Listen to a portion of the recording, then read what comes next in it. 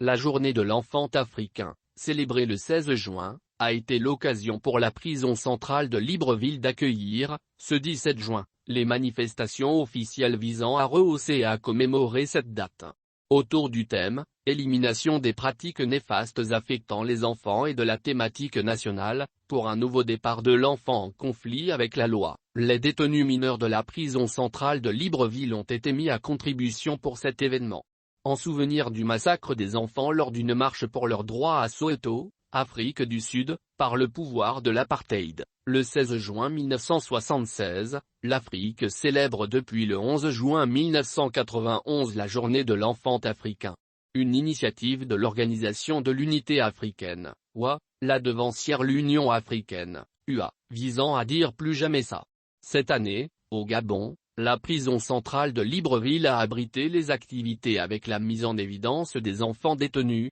à l'initiative du ministère de la Justice. Présidée par le secrétaire général du ministère de la Justice, François Mangari, cette journée a été l'occasion de mettre en avant ces enfants en conflit avec la loi, le plus souvent des laissés pour compte. Car, l'article 47 du Code de l'enfant, tel que rappelé par le directeur des affaires sociales et de l'assistance judiciaire, Linda Bongo Ondimba, sans distinction de l'enfant incarcéré ou en liberté, dispose que tout enfant a droit au repos et aux activités récréatives adaptées à son âge, notamment les loisirs et les jeux. Collant à la thématique nationale, pour un nouveau départ de l'enfant en conflit avec la loi, les enfants détenus ont livré d'excellentes prestations grâce à la prise en charge des travailleurs sociaux spécialisés du ministère de la Justice. Une manière de les amener prendre conscience de leur déviance afin qu'ils changent de comportement. Revenant sur la thématique annuelle, le secrétaire général a fait savoir qu'elle a pour objectif d'attirer l'attention de tous sur certaines pratiques culturelles et sociales qui existent encore sur le continent et qui causent aux enfants des préjudices physiques et moraux et les empêchent de jouir pleinement de leurs droits fondamentaux.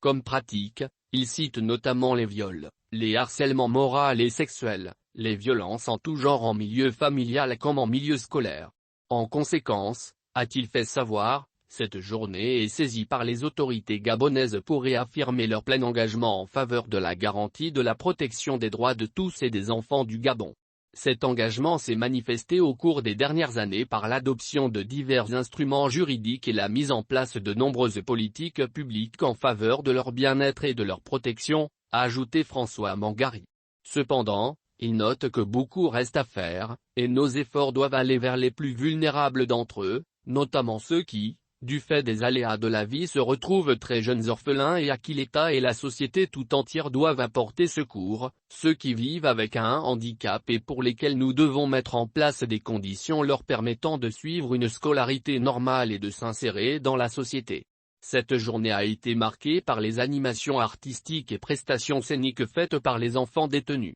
À travers une pièce de théâtre bien montée, ils ont mis en évidence le délit, l'arrestation et les étapes menant à l'incarcération des enfants en conflit avec la loi. Une affaire de sensibilisation, en un mot.